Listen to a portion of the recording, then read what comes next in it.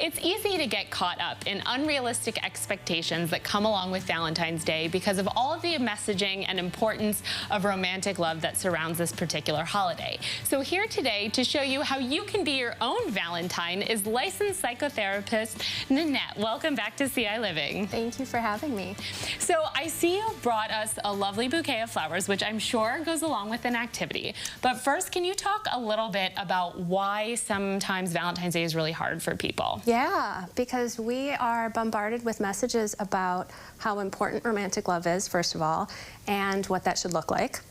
So if you are single, or if your relationship is not where you want it to be, or if your relationship doesn't fit a pretty narrow set of criteria about what society deems appropriate, it can be really hard. It can be really stigmatizing.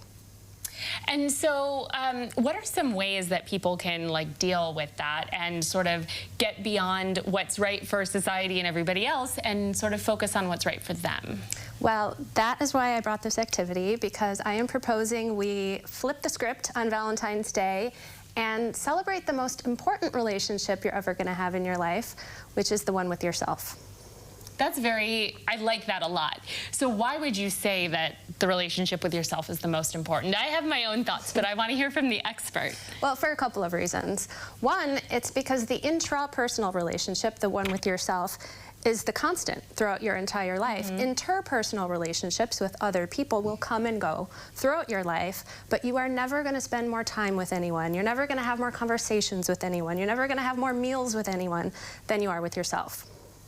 So that's one. Right. And then secondly, the intrapersonal relationship really does set the foundation for your interpersonal relationships. So we're subconsciously drawn to the familiar.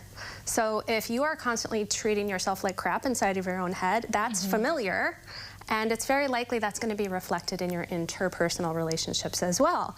But if you have a relationship with yourself where you treat yourself with love and kindness, that becomes familiar, and you're much more likely to seek out meaningful connections, to set and maintain appropriate boundaries, and to really hold people to the same standard of care that you have for yourself. That's really a great sort of way, I feel like, to look at it and to frame things, because ultimately it's sort of that treat others the way you want to be treated. It's the same thing. You should treat yourself the way that you want others to treat you, because you're ultimately leading by example. Yeah, absolutely. So what is this activity that we're going to do with these beautiful flowers? So I thought we would take two of the most quintessential components of Valentine's Day and reclaim them. So the first one is the love letter. And we're not going to actually write the letter for the sake of time, but if you're at home, I really do encourage you to actually write this out. And the idea is we're going to think of qualities we admire about ourselves and then put them into the form of a love letter to ourselves. So this might be hard for some people, and if it's hard for you to think of a quality you admire about yourself, you can ask yourself, how would my best friend describe me? Or what's a quality that's really helped me get through a challenging time in my life? Or maybe what's a really meaningful compliment that I received where it really resonated inside of me? So for example, a letter I might write to myself might sound like, "Dear Nanette, I see how hard you work, and I admire your strength, your kindness, and your creativity. And you deserve love and care, and I'm proud of the person you are."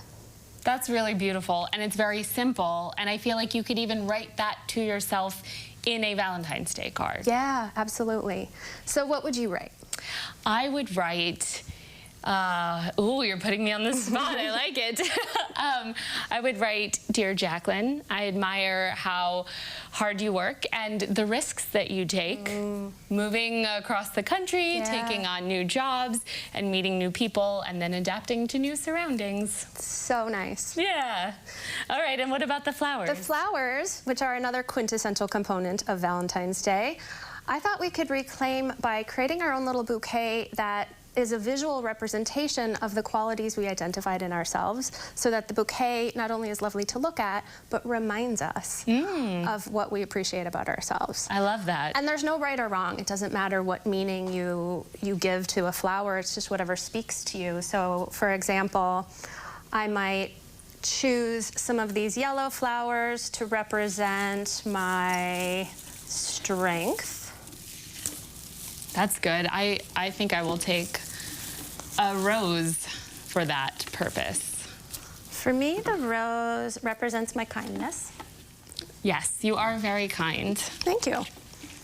And it's very kind of you to bring this all and share this, because this is such important information, and I think that your kindness is what allows you to then help everyone else learn to be kind to themselves. Thank you for saying that. It means a lot to me to be able to share.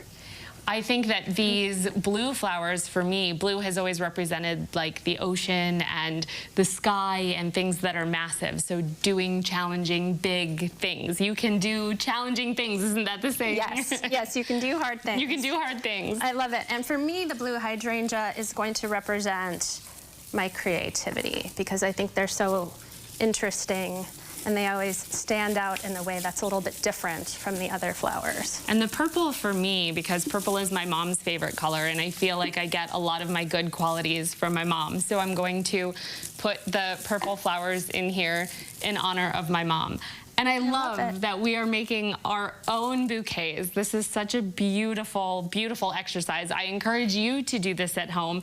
You can buy yourself flowers, as this song says, right? You can buy yourself flowers, absolutely. Well, thank you so much for being here and for sharing this with us.